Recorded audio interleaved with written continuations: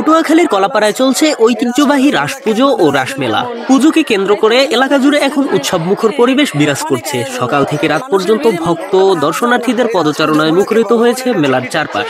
ব্যবস্থাপনায় রয়েছেন রাস উদযাপন কমিটির সেক্রেটারি অ্যাডভোকেট বাবু নাথুরাম ভৌমিক।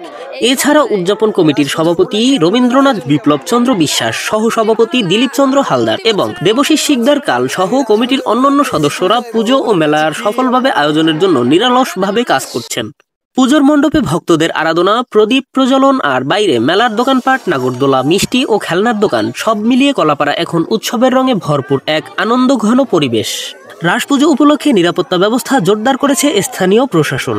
দর্শনার্থীদের নিরাপত্তা ও নির্বিঘ্নভাবে উৎসব উদযাপনের জন্য স্বেচ্ছাসেবকরাও কাজ করছেন সক্রিয়ভাবে। প্রিয় দর্শক, আমরা আছি হচ্ছে কলাপাড়ার ঐতিহ্যবাহী রাস পূর্ণিমার যে কমিটির যারা আছে এখানে সার্বিক তত্ত্বাবধানে, তাদের সাথে আমরা কথা বলবো। সভাপতি, সেক্রেটারি, এখানে কমিটির যারা আছে তাদের সাথে কথা বলবো। তারা কেমন আছেন? হ্যাঁ, ভালো আছি।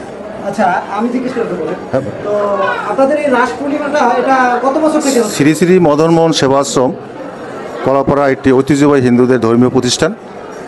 100 বছরের ঊর্ধ্বকাল পর্যন্ত এই শ্রী শ্রী কৃষ্ণের, ভগবান শ্রী শ্রী কৃষ্ণের এই রাস পূজা অনুষ্ঠিত হয়ে থাকে এবং এই মন্দির থেকেই খেউপাড়াতে প্রথম সূত্রপাত ঘটে শ্রী শ্রী কৃষ্ণের রাস পূজা অনুষ্ঠান।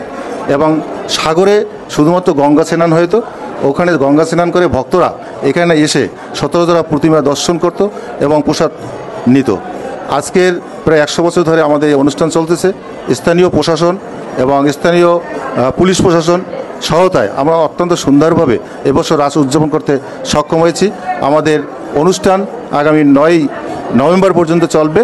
10ই নভেম্বর আমাদের মহোৎসব এবং ভক্তদের মাঝে মহাপ্রসাদ বিতরণ অনুষ্ঠিত হবে। আচ্ছা, আরেকটা বিষয়, এই রাস পূর্ণিমাটা কি শুধু আমাদের এই কলাপাড়া এবং কুয়াকাটাই হয় না অন্যান্য জেলা উপজেলায়? রাস পূর্ণিমা এই যে 5 দিন ব্যাপী যে অনুষ্ঠান, এটা শুধুমাত্র বাংলাদেশের দক্ষিণ অঞ্চলে শুধুমাত্র কলাপাড়াতেই এই 5 দিন ব্যাপী অনুষ্ঠান হয়। আর কুয়াকাটাতে হয় শুধুমাত্র গঙ্গা স্নান এবং সেখানে ওই পূর্ণিমার আগের দিন রাত্রি ওখানে গান বাজনা হয়, বিভিন্ন ধর্মীয় লোকজন এসে এবং ওখানে স্নান করেই ওখানে পরিসমাপ্তি হয় এবং এখান থেকে আবার পরিদর্শন শুরু হয়। তার মানে বলা যেতে পারে যে বাংলাদেশের মধ্যে এই কলাপাড়া এবং কুয়াকাটাই এই রাস পূর্ণিমার ঐতিহ্যবাহী একটি অনুষ্ঠান।